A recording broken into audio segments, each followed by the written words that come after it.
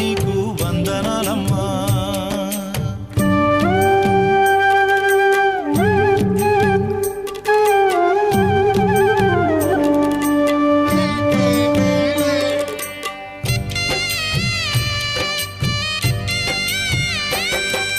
రాముణ్ణి కొలిచినావమ్మా, నిత్యం పూజలే చేసినావమ్మా.